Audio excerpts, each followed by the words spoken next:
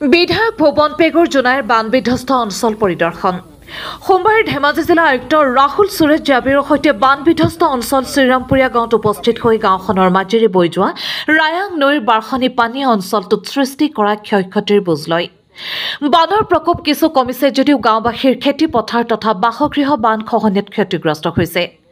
পাহাৰীয়া পানীয়ে সৃষ্টি কৰা সামগ্ৰিক পৰিস্থিতিৰ বুজ লৈ শীঘ্ৰে বানপীড়িত লোকসকলক সাম্ভাব্য সকলো প্ৰকাৰৰ সহায় সহযোগিতা আগবঢ়াবলৈ উপস্থিত বিষয়াসকলক অনুৰোধ জনায়। এই পৰিদৰ্শনৰ কালছোৱাত স্থানীয় বিধায়কৰ সৈতে উপস্থিত থাকে জিলা প্ৰশাসন বিষয়া, জলসম্পদ বিভাগৰ অভিযন্তা তথা NDA মিত্ৰজোঁটৰ জ্যেষ্ঠ নেতৃত্ববৃন্দ আৰু স্থানীয় সংগঠনৰ প্ৰতিনিধিসকলে অংশগ্ৰহণ কৰে।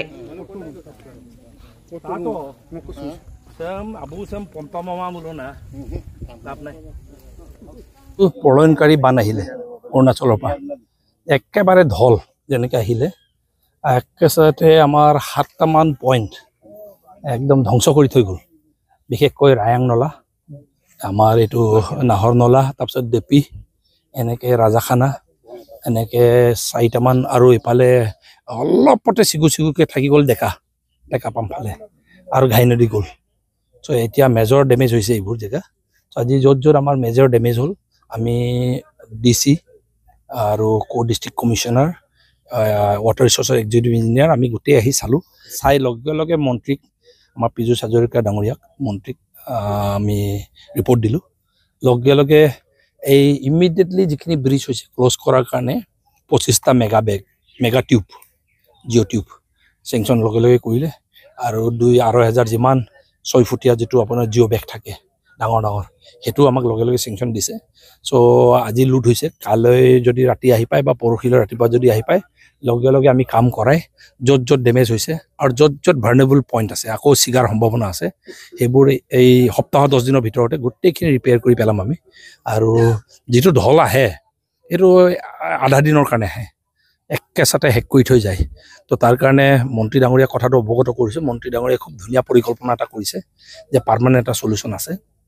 আৰু এটা বস্তু ভাল, চইলৰ পৰাও আমি কনভাৰ্জেঞ্চ মডত ইয়াত 2,24 লাখ টকা এটা ইতিমধ্যে চেংচন কৰি থৈছোঁৱেই। চ' এইকাৰণে এতিয়া ইমাৰ্জেঞ্চি মেজৰ যিখিনি ছিগিছে বা ছিগাৰ সম্ভাৱনা আছে সেইবোৰ আমি ৰিপেয়াৰ কৰি ল'ম।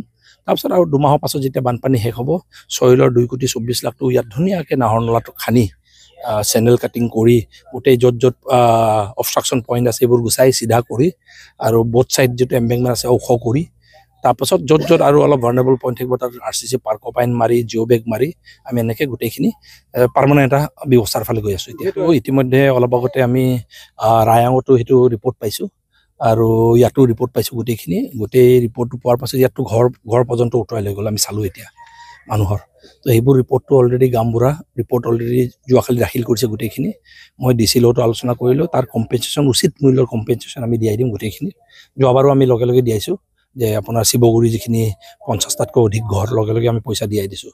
তাৰমানে প্ৰত্যেক ঘৰ পৰিয়ালে চাগে যোৱাবাৰ সেই 1.5 লাখ টকাতকৈ বেছি পাইছে, 1,75,000লৈকে বহুতে পাইছে। তো ইয়াতো যিখিনি ডেমেজ হৈছে ডেমেজ ৰিপৰ্ট মতে আমি কম্পেনচেশ্যন দিয়াই দিম।